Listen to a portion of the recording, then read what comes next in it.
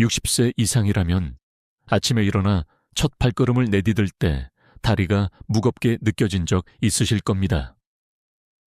계단을 오르거나 장을 보고 돌아올 때 예전에는 가뿐했는데 이제는 허벅지가 쉽게 뭉치고 무릎이 덜컥거린다고 말씀하시는 분들이 많습니다. 나이가 들면 근육이 서서히 줄어드는 것은 당연하다고 생각하시죠. 하지만 의학적으로 보면 단순히 나이 탓만이 아닙니다. 작은 습관 하나, 바로 어떤 음료를 선택하느냐에 따라 근육의 운명이 달라질 수 있습니다. 많은 분들이 믿는 상식이 있습니다. 차는 그냥 목을 축이는 음료일 뿐 근육과는 상관없다.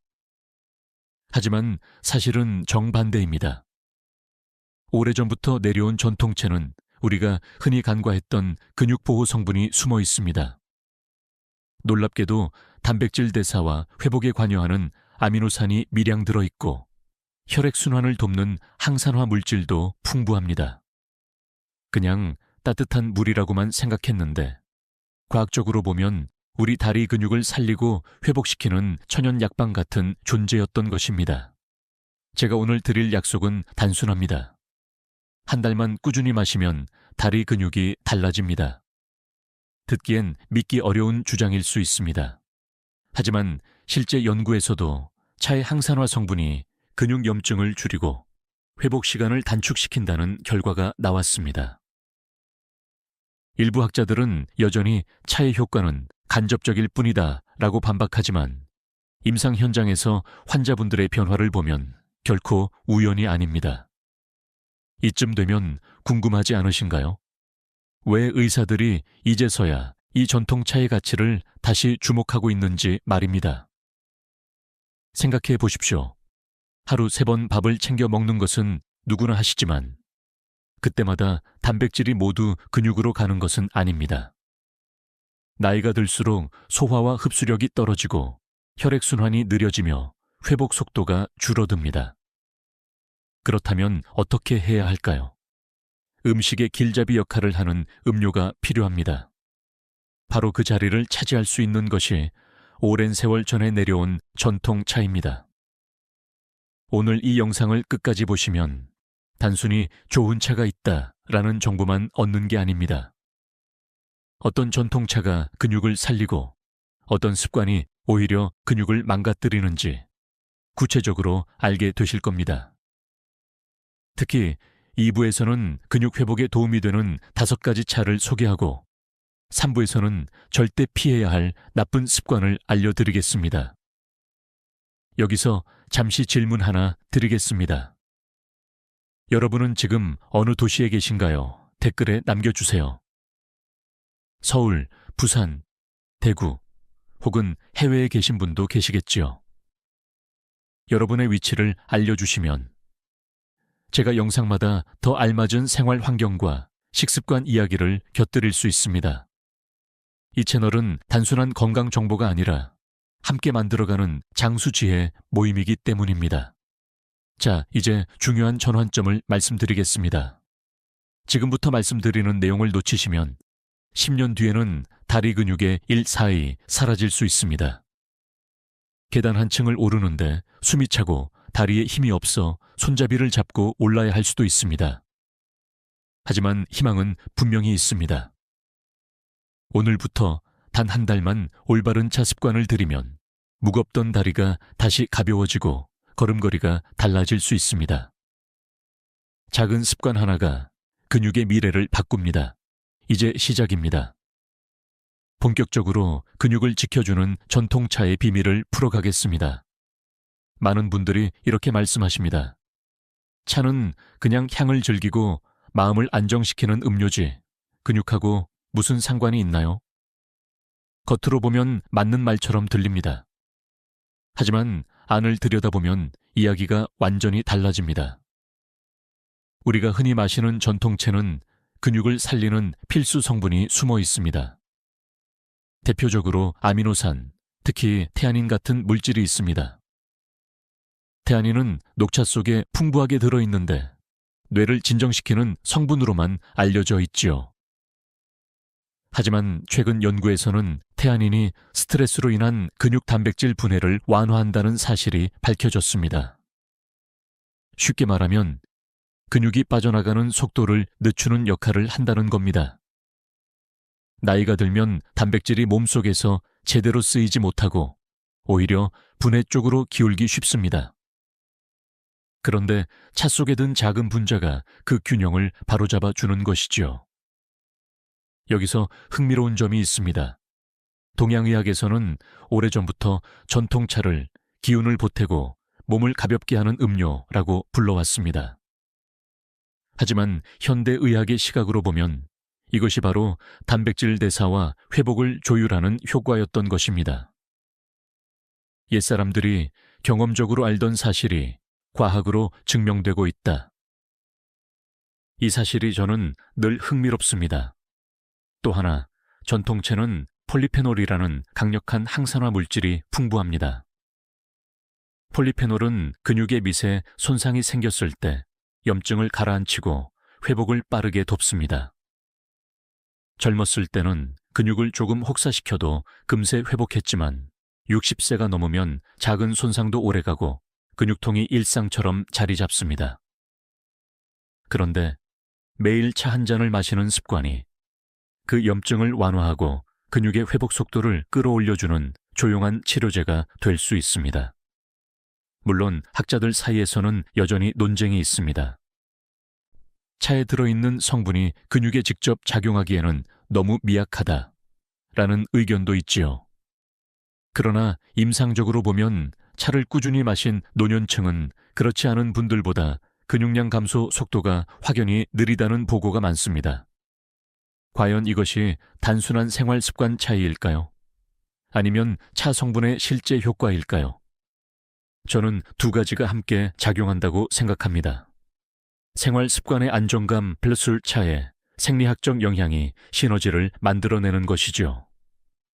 이쯤에서 이런 질문이 생기실 겁니다.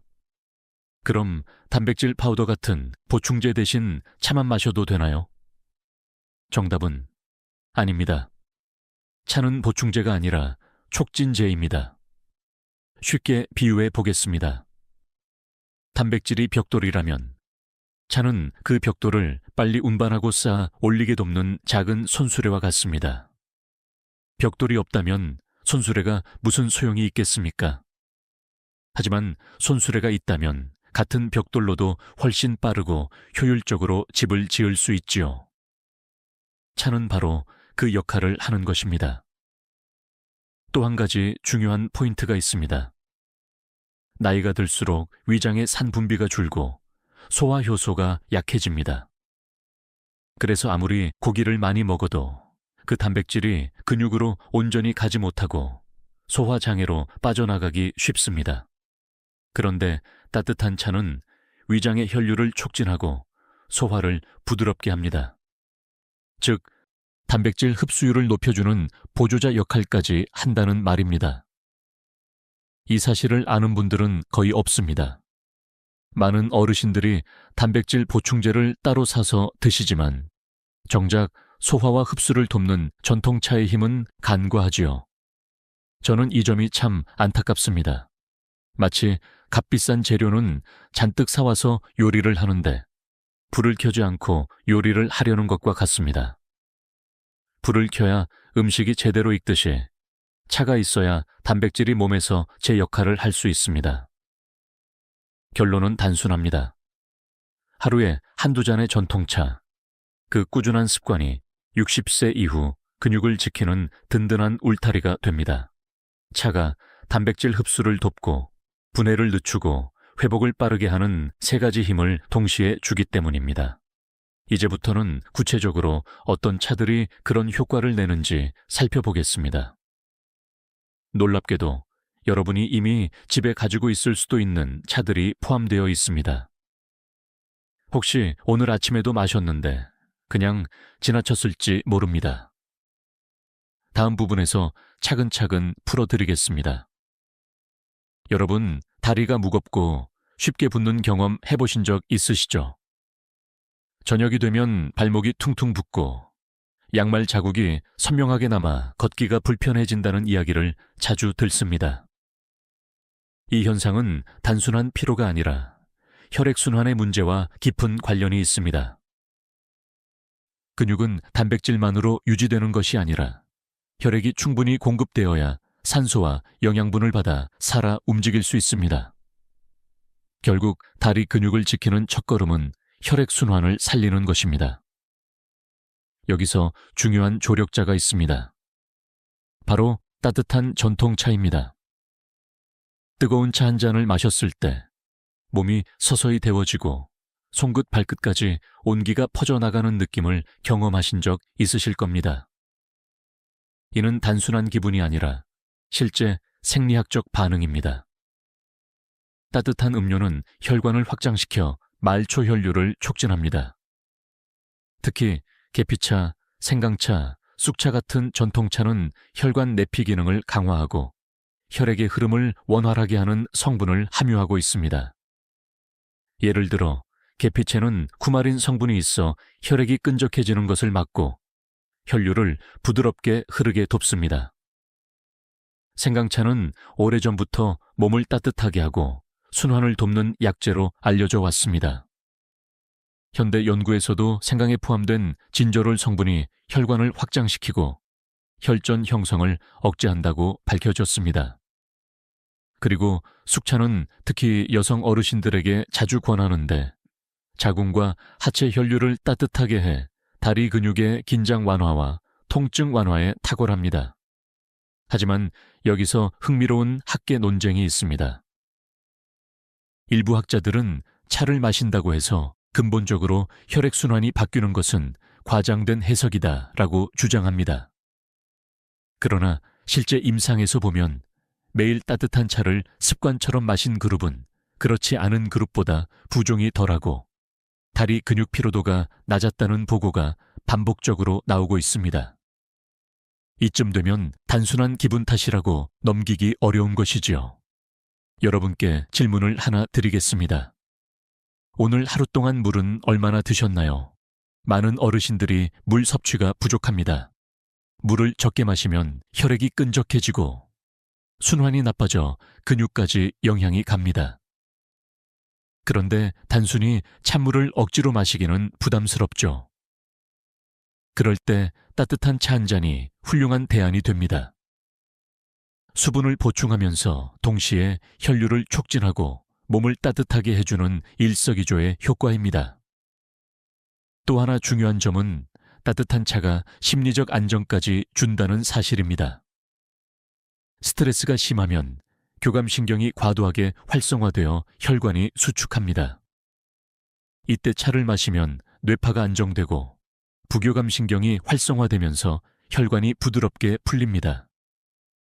결과적으로 혈액순환이 자연스럽게 개선되는 것이지요. 이처럼 마음과 근육은 연결되어 있습니다. 몸이 따뜻해지면 마음도 풀리고 마음이 풀리면 혈류도 개선되는 것입니다. 그렇다면 하루에 얼마나 마셔야 할까요? 보통 아침에 한 잔, 오후에 한 잔 정도가 적당합니다. 아침에 마시면 밤새 굳었던 혈류가 풀리면서 가볍게 움직일 수 있고 오후에 마시면 저녁 무렵 다리가 붓는 현상을 줄여줍니다. 단, 늦은 밤에는 피하는 것이 좋습니다. 그 이유는 뒤에서 다시 설명드리겠습니다. 정리해 보겠습니다. 따뜻한 전통차. 근육으로 가는 영양분의 길을 열어주는 열쇠입니다. 아무리 단백질을 많이 먹어도 혈액이 제대로 돌지 않으면 근육은 영양을 공급받지 못하고 약해질 수밖에 없습니다. 하지만 차 한 잔이 혈관을 열고 영양을 실은 혈액이 다리 근육까지 원활하게 도달하도록 돕는다면 어떨까요? 단순한 습관 하나가 무겁고 지친 다리를 가볍게 바꿀 수 있는 것입니다. 이제 다음 부분에서는 따뜻한 차가 어떻게 피로를 풀고 기운을 채워주는지, 또 왜 차 한 잔이 천연 보약이라 불릴 수 있는지 살펴보겠습니다. 듣다 보면 여러분의 아침 루틴에 당장 차를 넣고 싶어질지도 모릅니다. 많은 어르신들이 이런 말씀을 하십니다. 밥은 잘 챙겨 먹는데도 왜 이렇게 기운이 없고 몸이 무거운 걸까요? 사실 단백질과 영양소만 충분히 먹는다고 해서 바로 에너지로 변하는 것은 아닙니다. 몸속의 피로 물질을 어떻게 처리하느냐, 그리고 세포가 활력을 얼마나 유지하느냐에 따라 다릅니다. 이때 중요한 조력자가 바로 전통차에 들어있는 특별한 성분들입니다. 예를 들어 녹차의 카테킨은 단순한 항산화제가 아닙니다. 카테킨은 우리 몸속에서 쌓이는 활성산소를 제거해 세포가 더 오래, 더 강하게 일할 수 있도록 돕습니다. 활성산소가 많아지면 근육세포가 빨리 지치고 몸 전체가 무겁게 느껴지지요. 그런데 차 한 잔 속 카테킨이 그 독성 물질을 잡아내어 근육과 뇌, 심장까지 보호합니다. 또한 대추차와 구기자차 같은 전통 음료는 예로부터 기운을 보충하는 보혈차로 불려왔습니다. 실제로 대추에는 철분과 비타민 C가 들어있어 빈혈을 완화하고 구기제는 베타인 성분이 있어간에 피로를 풀어줍니다. 간이 회복되면 몸 전체의 피로가 눈에 띄게 줄어들고 단백질 합성 능력도 올라갑니다. 그래서 예부터 농사일이 끝난 후 어르신들이 대추차를 끓여 드시며 이 기운을 북돋운 것도 과학적 근거가 있었던 셈입니다. 여기서 재미있는 점이 하나 있습니다. 전통의학에서는 차는 단순히 갈증을 해소하는 음료가 아니라 몸의 흐름을 조절하는 약이라고 했습니다. 그런데 현대과학의 눈으로 보면 이는 바로 세포 에너지 대사와 항산화 작용을 의미합니다. 동양의 지혜가 현대의학과 다시 만나는 순간이지요. 물론 학자들 사이에 논란도 있습니다. 일부 연구에서는 차의 효과는 심리적인 안정감에서 비롯된 것이지 실제 피로 해소 효과는 미약하다라고 주장합니다. 하지만 임상 현장에서 저는 다른 경험을 많이 봅니다. 차를 꾸준히 마신 어르신들은 같은 양의 운동을 해도 피로도가 훨씬 적다고 말씀하시거든요. 단순한 기분 탓이라 치부하기에는 반복적으로 나타나는 변화입니다. 여기서 여러분께 질문을 하나 드려볼까요? 하루 중 가장 피곤할 때는 언제입니까? 아침에 일어나자마자일까요? 아니면 저녁 무렵일까요? 많은 분들이 오후 3, 4시쯤을 꼽습니다. 이때 혈당이 떨어지고 뇌와 근육이 동시에 지칩니다. 바로 이 시점에 따뜻한 전통차 한 잔을 마시면 몸이 풀리고 다시 움직일 힘이 생기는 경험을 하실 수 있습니다. 카페인이 강한 커피 대신 은은한 차를 고르면 심장은 편안하게 두근거리고 머리는 맑아집니다. 또 하나 중요한 점은 차 속 성분이 단백질이 근육으로 가는 과정을 도와준다는 사실입니다. 피로가 심하면 몸은 단백질을 에너지로 써버립니다. 즉, 먹은 단백질이 근육을 만들지 못하고 연료처럼 소모되는 것이지요. 그런데 항산화 성분과 아미노산이 풍부한 차를 함께 섭취하면 단백질이 소모되지 않고 근육 합성 쪽으로 더 잘 흘러갑니다. 결국 차를 마신다, 월츠 근육을 보호한다 라는 공식이 성립합니다. 여기서 비유를 들어보겠습니다. 집에 전기가 들어오는데 만약 전선이 낡고 저항이 크다면 전기가 제대로 흐르지 못합니다. 마찬가지로 몸속 통로가 피로와 독성 물질로 막혀 있으면 영양소가 근육으로 가지 못합니다. 전통차는 이 전선을 닦아주고 흐름을 원활하게 만들어주는 청소부 같은 존재입니다. 정리해보면 전통차는 세 가지 힘을 동시에 줍니다. 첫째, 항산화로 세포를 지켜 피로를 줄인다. 둘째, 간과 혈액을 보강해 기운을 채운다. 셋째, 단백질이 근육으로 가는 길을 열어준다. 결국 차 한 잔이 단순한 취향이나 습관이 아니라 근육과 기운을 함께 살리는 천연보약이 되는 것입니다. 이제 여러분이 매일 드시는 차 한 잔이 얼마나 큰 차이를 만들 수 있는지 느껴지시나요? 다음 부분에서는 소화와 흡수를 돕는 차의 마법 같은 효과를 말씀드리겠습니다. 아무리 좋은 음식을 먹어도 흡수되지 않으면 헛수고입니다. 그런데 의외로 전통차가 그 해답을 가지고 있습니다. 여러분, 이런 경험 있으시죠? 고기나 생선을 충분히 먹었는데도 불구하고 속이 더부룩하고 힘은 전혀 나지 않는 경우 말입니다. 분명히 단백질을 먹었는데 왜 근육으로 가지 않을까 하는 의문을 품으신 적이 있을 겁니다. 답은 간단합니다. 소화와 흡수 과정이 약해져 있기 때문입니다. 나이가 들면 위산 분비가 줄어들고 소화 효소의 분비도 감소합니다. 그 결과 음식 속 단백질이 잘게 쪼개지지 못하고 몸은 이를 흡수하지 못한 채 그냥 흘려보내게 됩니다. 마치 벽돌을 쌓기 위해 가져왔는데 그 벽돌이 흙먼지처럼 부서져 버리는 것과 같습니다. 근육은 벽돌을 원하지만 몸은 부서진 흙만 받아들이게 되는 것이죠. 이때 중요한 역할을 하는 것이 바로 전통차입니다. 특히 보리차, 매실차, 생강차 같은 차들은 위장을 따뜻하게 하고 소화 효소의 작용을 활성화시킵니다. 예를 들어 보리차는 소화를 돕는 효소 유사 성분이 있어 음식물이 위와 장에서 더 잘 분해되도록 합니다. 매실차는 유기산이 풍부해 위액 분비를 촉진하고 단백질이 작은 아미노산 단위로 분해되도록 도와줍니다. 생강차는 위와 장의 연동 운동을 촉진해 음식물이 소화관을 원활하게 지나가도록 돕습니다. 결과적으로 이 차들을 꾸준히 마시면 단백질이 소화되는 효율이 높아져 먹은 음식이 진짜 근육으로 연결됩니다. 단순히 음식을 많이 먹는 것이 중요한 것이 아니라 먹은 것이 몸에 잘 스며드는 것이 핵심이라는 말입니다. 여기서 재미있는 논쟁이 있습니다. 일부 학자들은 차는 어디까지나 보조적인 역할일 뿐 실제 흡수율 향상 효과는 미약하다라고 주장합니다. 그러나 임상에서는 다릅니다. 저는 수년간 환자분들을 보면서 차를 꾸준히 드신 분들이 같은 식단을 먹어도 체력이 더 빨리 회복되는 경우를 여러 번 보았습니다. 특히 위장이 약한 어르신들에게는 단순한 수분 섭취 이상의 효과가 분명히 나타납니다. 또 하나 중요한 사실이 있습니다. 소화가 잘 안 되면 장내가스가 차고 복부 팽만감이 심해집니다. 이때 차를 마시면 장내가스가 줄고 배가 한결 편안해집니다. 그러면 음식 섭취가 더 자연스러워지고 단백질도 꾸준히 섭취할 수 있습니다. 결국 차 한 잔이 선순환 고리를 만드는 것이죠. 소화가 잘 된다, 음식을 더 잘 먹는다, 근육이 지켜진다.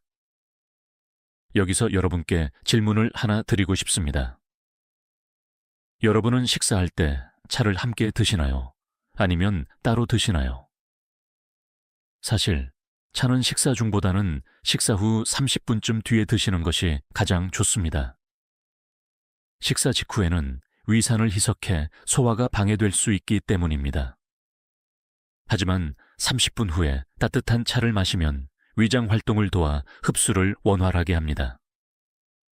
작은 시간 차이가 근육 건강에는 큰 변화를 만들 수 있습니다. 비유를 들어 설명드리겠습니다. 음식을 근육으로 옮기는 과정을 하나의 길이라고 생각해 보세요. 이 길이 막혀 있으면 아무리 많은 영양을 실은 마차가 와도 목적지에 도착하지 못합니다. 차는 이 길을 청소하고 넓혀주는 역할을 합니다. 결국 영양소가 제때 제자리에 도착할 수 있도록 돕는 교통정리 같은 존재입니다. 정리해 보겠습니다. 전통차는 단순히 수분 보충 이상의 의미를 가집니다. 첫째, 위장 기능을 따뜻하게 살려 단백질 소화를 돕는다. 둘째, 흡수 효율을 높여 먹은 단백질이 근육으로 가도록 한다. 셋째, 소화가 원활해져 꾸준한 영양 섭취가 가능해진다.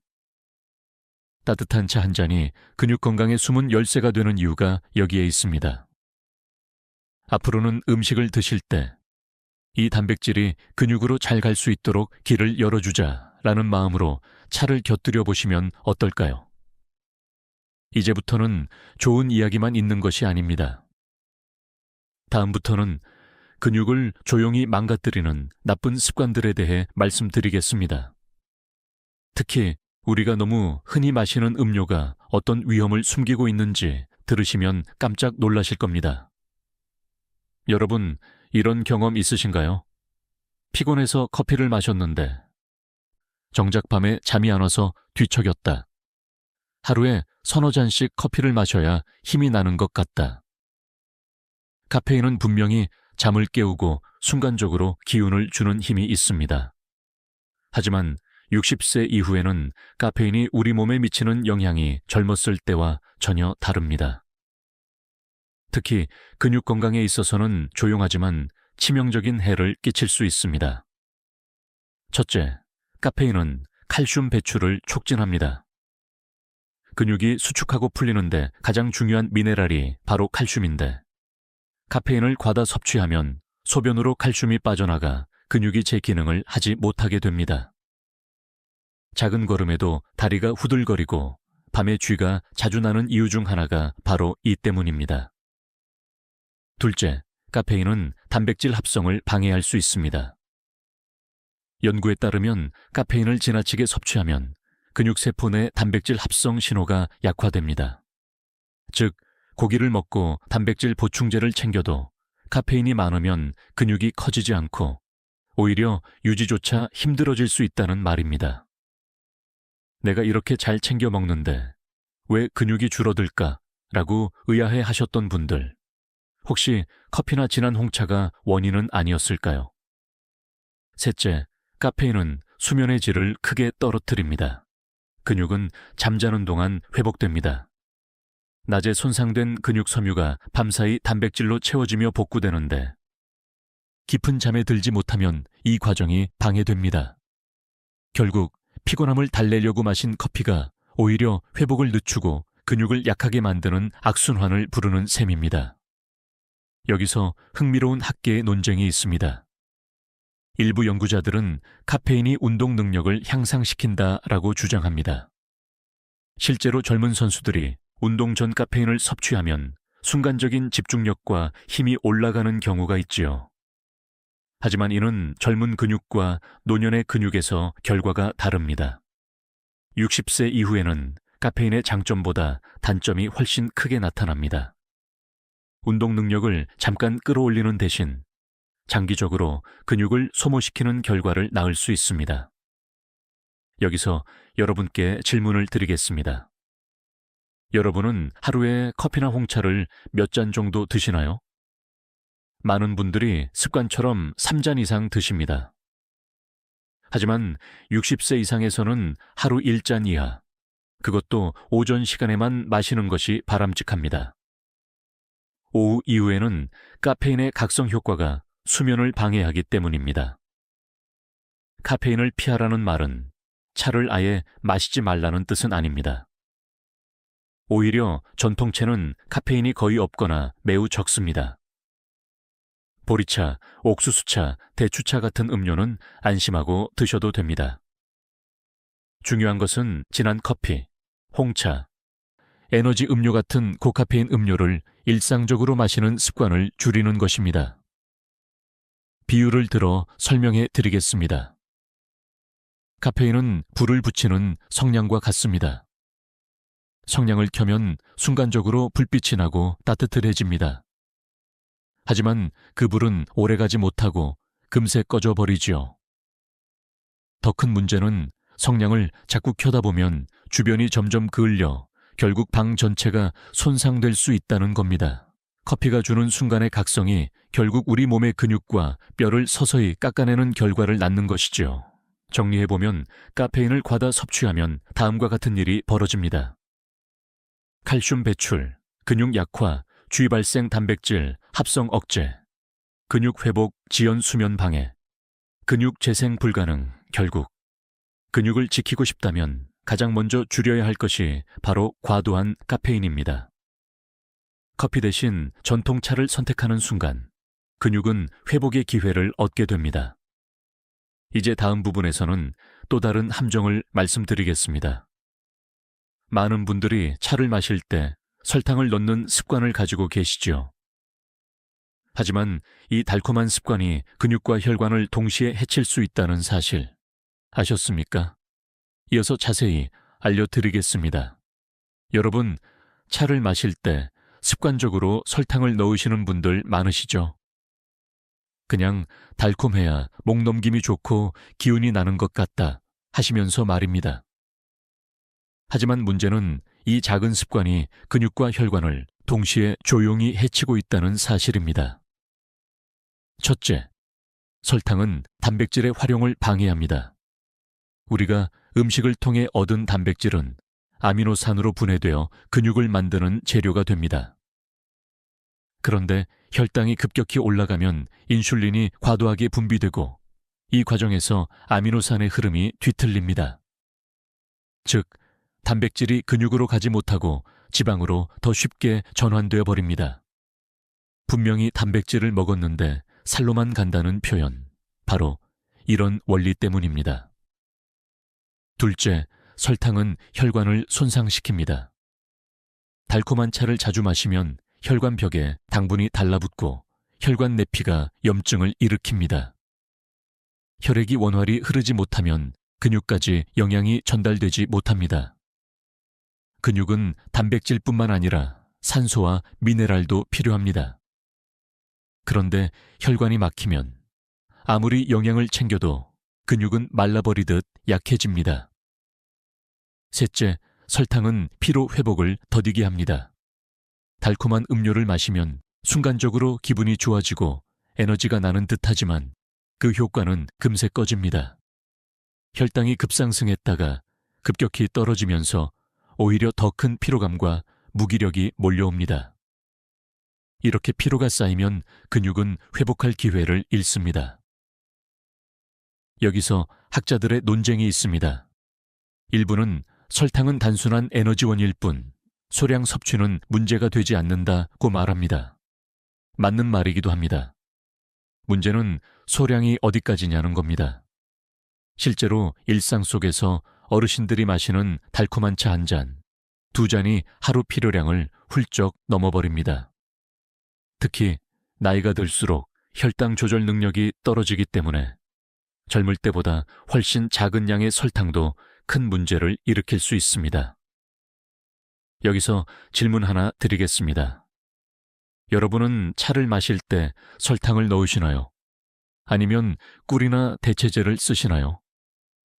많은 분들이 건강하게 꿀을 사용한다고 말씀하시지만 사실 꿀도 과다하면 혈당을 급격히 올립니다. 따라서 꿀조차도 조금만이 중요합니다. 차라리 대추차나 구기자차처럼 원재료 자체에 달콤함이 있는 전통차를 선택하는 것이 훨씬 낫습니다. 비유를 들어 설명해 보겠습니다. 설탕을 넣은 차는 마치 기름이 섞인 강물과 같습니다. 물은 흘러야 하지만 기름이 표면을 막아 흐름이 방해됩니다. 결국 근육에 필요한 영양이 전달되지 못하고 피로만 쌓입니다. 반면 맑은 강물처럼 깨끗한 차를 마시면 영양이 순환하며 근육까지 닿을 수 있습니다. 임상에서도 흥미로운 사례가 있습니다. 같은 양의 차를 마셨는데 설탕을 넣어 마신 그룹은 체지방이 늘고 피로도가 높았으며 무릎 관절 통증까지 더 자주 호소했습니다. 반대로 무가당으로 마신 그룹은 혈당 수치가 안정적이고 운동 후 회복 속도도 빠릅니다. 이 차이는 단순한 기분이 아니라 몸속에서 실제 일어난 변화였습니다.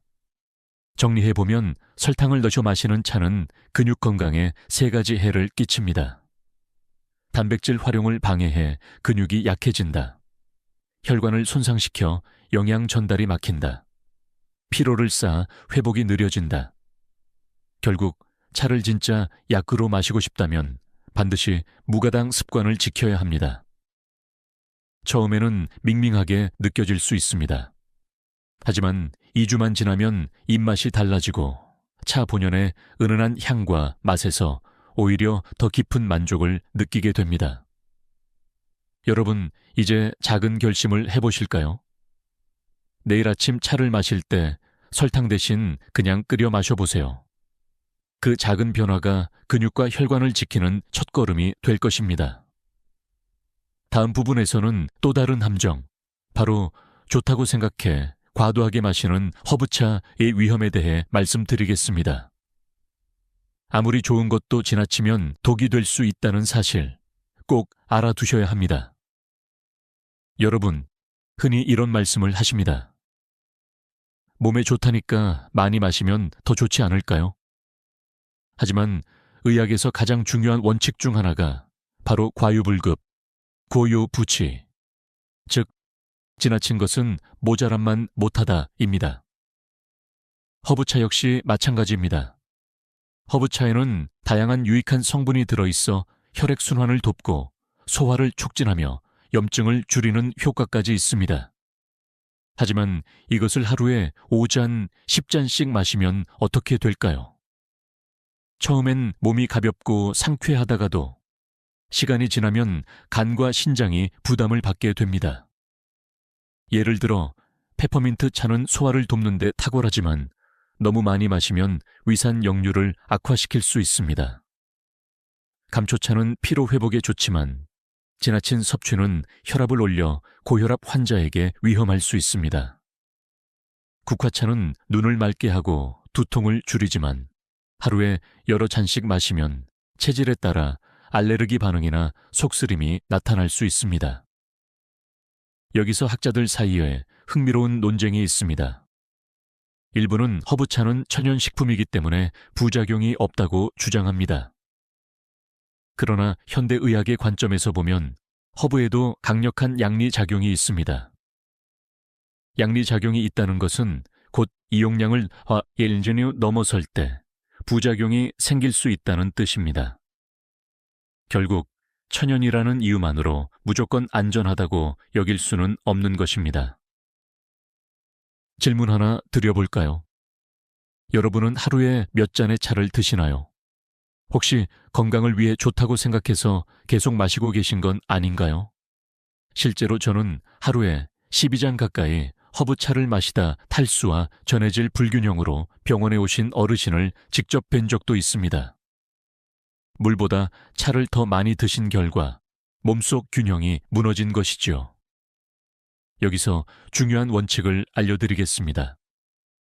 허브차는 하루 2, 3잔이면 충분합니다. 그것 이상은 오히려 간과 신장에 부담을 주고 몸에 전해질 균형을 흐트러뜨릴 수 있습니다. 특히 약을 복용 중인 분들은 반드시 주의해야 합니다. 허브차 속 성분이 약의 흡수나 작용을 방해할 수 있기 때문입니다. 예컨대 국화차는 혈액 희석제와 상호작용할 수 있고 감초차는 이뇨제와 부딪혀 부작용을 일으킬 수 있습니다. 비유를 들어보겠습니다. 허브차는 마치 햇볕과 같습니다. 적당한 햇볕은 몸의 비타민 D를 만들어 뼈와 근육을 건강하게 하지만 과도한 햇볕은 피부를 손상시키고 암의 위험을 높입니다. 똑같이 좋은 것이라도 적당히 누릴 때 약이 되고 과하면 독이 된다는 점을 기억해야 합니다. 정리해보면 허브차의 과잉 섭취는 다음과 같은 문제를 일으킬 수 있습니다.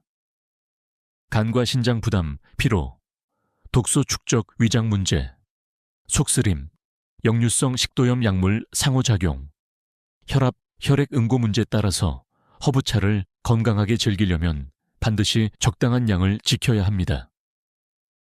하루 2, 3잔, 그것만으로도 충분합니다. 차는 보약이지 물 대용이 아닙니다. 여러분, 이제 질문 하나를 남깁니다. 오늘 마신 차의 양을 한번 세어보신 적 있으신가요? 혹시 지나치게 마시고 계셨다면 지금부터 줄이는 것만으로도 몸이 한결 편안해질 것입니다. 다음 부분에서는 또 다른 잘못된 습관, 바로 늦은 밤에 차를 마시는 실수에 대해 말씀드리겠습니다. 차는 좋은 친구가 될 수도 있지만 시간을 잘못 만나면 오히려 근육 회복을 방해하는 적이 될 수 있습니다. 여러분, 혹시 이런 경험 있으신가요? 밤에 따뜻한 차를 마시고 잤는데 오히려 뒤척이며 깊은 잠을 못 잤다. 밤마다 습관처럼 차를 마셨더니 새벽에 소변이 자주 마려워서 잠이 끊겼다. 차는 분명 건강에 도움이 됩니다. 하지만 마시는 시간대를 잘못 고르면 그 좋은 효과가 오히려 근육 회복을 방해하는 독이 될 수 있습니다. 첫째, 늦은 밤 차 습관은 수면을 해칩니다. 근육은 자는 동안 회복됩니다. 낮 동안 손상된 근섬유가 밤새 단백질로 채워지며 새살이 돋듯 복구되는 것이죠. 그런데 차를 늦게 마시면 두 가지 문제가 생깁니다.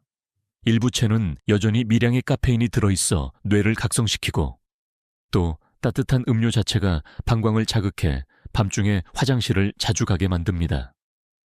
결국 깊은 잠에 들지 못하고 근육 회복에 황금 시간이 사라져버립니다. 둘째, 소화불량을 부를 수 있습니다. 많은 어르신들이 저녁 식사 후 배가 더부룩하다고 차를 찾습니다. 물론 적당한 차는 도움이 되지만 밤늦게까지 계속 마시면 위산 분비가 과도하게 일어나 속쓰림이나 역류성 식도염을 악화시킬 수 있습니다. 특히 생강차, 박하차 같은 자극적인 차는 밤에는 피하는 것이 좋습니다. 셋째, 호르몬 균형을 무너뜨립니다. 밤에는 멜라토닌이라는 수면 호르몬이 분비되면서 근육 회복과 면역력 회복이 동시에 일어납니다. 그런데 늦은 시간 차를 마셔 뇌가 아직 깨어 있어야 한다고 착각하면 멜라토닌 분비가 줄어들어 회복이 제대로 이루어지지 않습니다. 이렇게 되면 다음 날 아침 다리가 더 무겁고 피곤해지는 악순환이 시작됩니다. 여기서 흥미로운 논쟁이 있습니다. 일부 연구자들은 카페인이 없는 허브차는 늦게 마셔도 괜찮다고 주장합니다. 실제로 카페인 없는 캐모마일 차나 루이보스 차는 수면을 돕는다는 보고도 있습니다. 그러나 임상적으로 보면 아무리 무카페인이라 해도 늦은 밤 차를 마신 분들이 화장실 때문에 수면이 끊기는 경우가 적지 않습니다. 결국 문제는 성분보다도 시간이라는 결론에 도달하게 됩니다. 여기서 여러분께 질문 하나 드리겠습니다. 여러분은 차를 주로 언제 드시나요? 아침, 점심, 아니면 저녁 늦게? 혹시 밤 9시 이후에도 차를 마시는 습관이 있다면 오늘부터 조정해 보시는 것이 좋습니다. 권장하는 시간은 이렇습니다. 아침, 밤새 굳은 혈류를 풀어주고 소화를 깨우는 차 한 잔. 점심 이후, 소화와 활력을 돕는 차 한 잔. 오후 6시 이후 가급적 물로 대체하고 차는 줄이는 것이 바람직합니다. 비유를 들어 설명드리겠습니다. 차는 마치 도시의 교통, 신호등과 같습니다. 낮에는 신호등이 질서를 잡아주어 교통이 원활하게 흐릅니다. 하지만 한밤중에 신호등이 계속 깜빡거리면 오히려 방해가 되지요. 우리의 몸도 마찬가지입니다. 밤에는 모든 신호등이 꺼져야 근육과 장기가 제대로 쉬고 회복할 수 있습니다. 그런데 늦은 차 한 잔이 이 질서를 깨버리는 것입니다. 정리해보면 늦은 밤 차 습관은 근육 건강에 세 가지 문제를 일으킵니다. 깊은 수면을 방해해 회복이 더뎌진다. 소화불량과 역류성 식도염을 유발할 수 있다. 호르몬 분비를 교란해 근육 재생을 방해한다. 따라서 차는 낮에 즐기고 밤에는 삼간다는 원칙을 기억하셔야 합니다. 그 작은 시간 관리가 다리 근육의 강인함을 좌우합니다. 이제 다음 부분에서는 다시 희망적인 메시지를 드리겠습니다. 따뜻한 차가 단순히 근육을 지키는 것을 넘어 몸과 마음을 동시에 회복시킨다는 놀라운 사실을 알려드리겠습니다. 여러분, 혹시 이런 경험 있으신가요? 몸이 지쳐 힘든 줄 알았는데 알고 보니 마음이 더 지쳐 있었다. 사실 근육의 피로와 마음의 피로는 따로 떨어져 있지 않습니다. 마음이 무거우면 몸도 무겁고 몸이 지치면 마음 또한 가라앉습니다. 그래서 전통차가 특별한 이유가 바로 여기에 있습니다.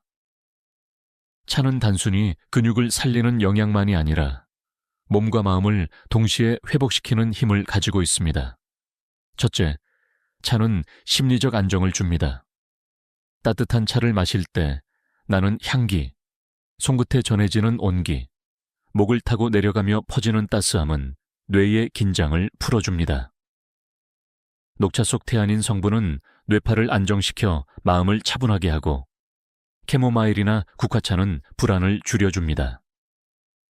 마음이 안정되면 교감신경의 긴장이 풀리고 부교감신경이 활성화됩니다. 그 결과 혈압이 내려가고 혈류가 원활해져 근육 회복에도 긍정적인 영향을 줍니다. 둘째, 차는 사회적 연결의 매개체가 됩니다. 예전에는 동네 어르신들이 모여 앉아 차를 나누며 이야기를 나누곤 했습니다. 그 시간은 단순한 음료 시간이 아니라 외로움을 달래고 웃음을 나누는 소중한 순간이었지요.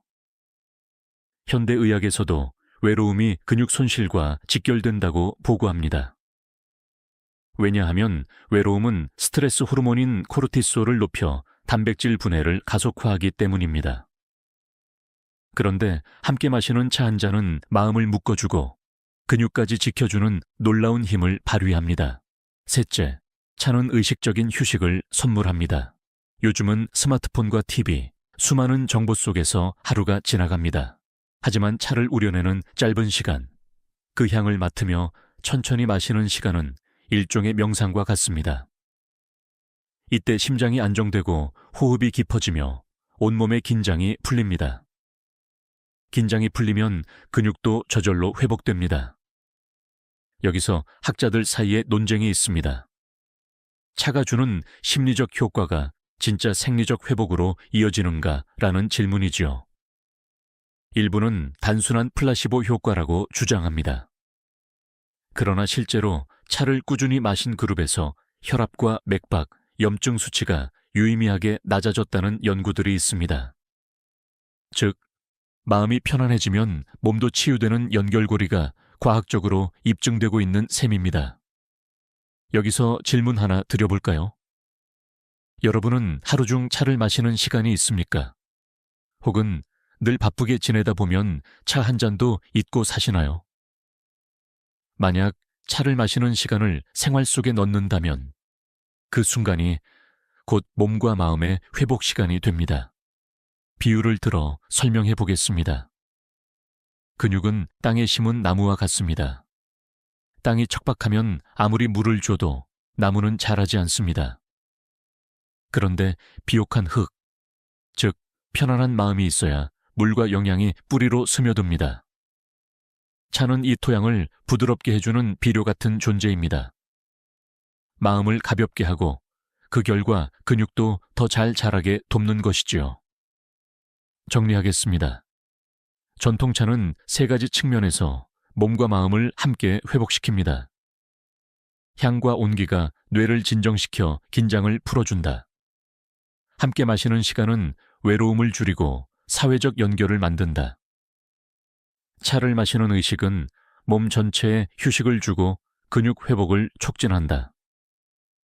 결국 차는 단순한 음료가 아니라 몸과 마음을 동시에 살리는 약입니다. 그래서 차를 마신다는 행위가 곧 내 몸과 내 마음을 보살핀다는 행위가 되는 것입니다. 이제 다음 부분에서는 지금까지 말씀드린 좋은 습관과 나쁜 습관을 비교해 보겠습니다. 단 한 달만 지켜도 다리 근육과 일상이 얼마나 달라지는지 구체적으로 보여드리겠습니다. 여러분, 지금까지 차가 주는 좋은 효과와 잘못된 습관이 가져오는 위험을 하나씩 살펴보았습니다. 이제 정리할 시간이 되었습니다. 단 한 달만 올바른 습관을 지키면 다리 근육과 일상이 어떻게 달라지는지 비교해 보겠습니다. 먼저, 좋은 차 습관입니다. 아침에 따뜻한 전통차 한 잔, 밤새 굳은 혈류를 풀고 다리를 가볍게 합니다. 점심 이후 소화를 돕는 차 한 잔, 단백질 흡수를 높여 근육 합성에 힘을 보탭니다. 오후, 늦게는 무가당 허브차 한 잔, 마음을 안정시키고 스트레스를 낮춥니다. 이 세 가지를 한 달만 지켜도 몸의 변화를 느낄 수 있습니다. 계단을 오를 때 허벅지에 힘이 붙고 저녁 무렵 다리 붓기가 줄어들며 밤에는 깊은 잠이 찾아옵니다. 몸이 가벼워지니 마음도 한결 밝아지고 자신감이 살아납니다. 반대로 나쁜 습관은 어떨까요? 하루 3잔 이상의 커피와 홍차. 칼슘이 빠져나가 근육이 약해지고 밤에 쥐가 자주 납니다. 설탕을 넣은 달콤한 차. 혈당이 급상승해 단백질이 근육이 아닌 지방으로 바뀝니다. 허브차 과다 섭취, 간과 신장이 지쳐 오히려 피로가 심해집니다. 늦은 밤 차습관, 수면이 끊기고 근육 회복이 지연됩니다. 이 4가지를 계속 반복하면 어떻게 될까요? 처음에는 별일 아닌 듯 보이지만 6개월, 1년이 지나면 다리 근육은 눈에 띄게 줄고 걷는 속도가 느려지며 일상생활에서 점점 더 의자와 손잡이를 의지하게 됩니다. 여기서 중요한 질문을 드리겠습니다. 여러분은 지금 어느 쪽에 더 가까우신가요? 좋은 습관입니까? 아니면 나쁜 습관입니까? 한 달만 바꾸면 두 갈래 길은 완전히 다른 방향으로 나아갑니다. 학자들 사이에서도 이런 논의가 있습니다. 과연 차 하나로 근육 건강이 달라질 수 있는가? 일부는 회의적입니다. 그러나 임상과 일상에서의 결과는 분명히 보여줍니다.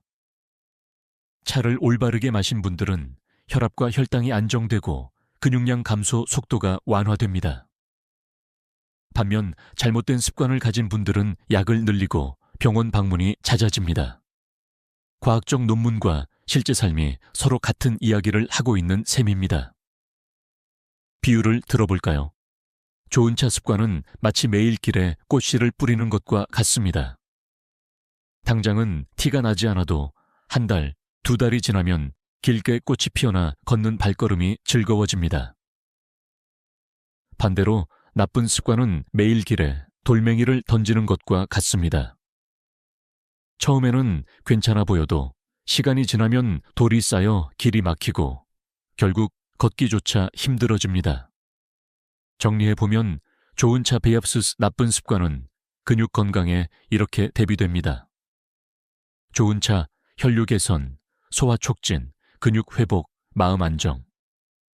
나쁜 습관, 칼슘 소실, 단백질 낭비, 간 신장 부담, 수면 방해. 여러분, 이제 선택은 분명해졌습니다. 단순히 차를 마신다가 아니라 어떻게, 언제, 무엇을 넣지 않고 마시느냐가 근육의 운명을 좌우합니다. 다음 부분에서는 이 대비를 바탕으로 한 달만 올바른 습관을 지키면 다리 근육과 삶이 얼마나 달라질 수 있는지 감정적인 울림을 담아 정리해 드리겠습니다. 여러분, 오늘 긴 여정을 함께 해주셔서 감사합니다.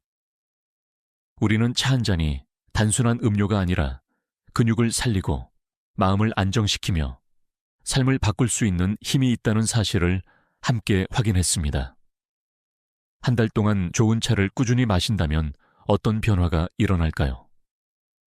아침에 일어나 계단을 오를 때 예전처럼 무겁지 않은 다리를 느낄 수 있을 것입니다. 저녁 무렵 붙던 종아리가 한결 가벼워지고 밤에는 푹 자면서 근육이 다시 살아나는 경험을 하실 수 있습니다. 무엇보다 몸이 달라지면 마음도 달라집니다.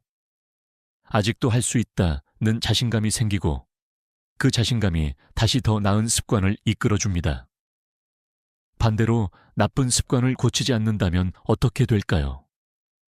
커피와 설탕이 든 음료를 계속 마시고 밤늦게 차를 들이켜며 수면을 놓친다면 근육은 조용히 사라지고 삶의 활력도 잃게 됩니다. 무릎에 통증이 찾아오고 발걸음이 느려지며 스스로를 의지하기 어려워지는 날이 앞당겨질 수 있습니다. 여기서 중요한 건 여러분이 지금 당장 선택할 수 있다는 사실입니다. 나는 좋은 차 습관을 시작하겠다. 이 결심 하나가 10년 뒤의 건강을 바꿉니다. 늦지 않았습니다. 오늘 저녁부터 내일 아침부터 작은 변화를 실천해 보세요. 그리고 이 채널은 혼자만의 공간이 아닙니다. 우리는 함께 지혜를 나누고 서로의 경험을 통해 배우는 장수 지혜 모임입니다. 그래서 부탁드리고 싶습니다. 오늘 영상에서 가장 놀라웠던 내용은 무엇이었나요? 여러분은 평소 어떤 차를 가장 자주 드시나요? 혹시 차를 마시며 특별한 경험을 하신 적이 있나요? 댓글로 남겨주시면 다른 분들에게도 큰 도움이 될 것입니다. 또 여러분의 이야기가 저에게도 소중한 공부가 됩니다. 좋아요와 구독, 공유는 단순한 버튼 누르기가 아닙니다. 이 정보가 더 많은 분들에게 전해져 건강한 노후를 지키는데 큰 힘이 됩니다. 지금 이 순간 여러분의 손길 하나가 누군가의 70대, 80대를 바꿀 수 있습니다. 마지막으로 기억해 주세요. 근육은 나이를 먹으면서도 다시 살아날 수 있습니다. 습관은 늦게라도 바꾸면 우리 삶을 새롭게 열어줍니다. 우리는 아직 할 수 있습니다. 함께라면 더 잘할 수 있습니다. 지금까지 듣기만 해도 튼튼해지는 튼튼 라디오였습니다. 여러분의 건강한 하루, 그리고 힘 있는 발걸음을 응원합니다.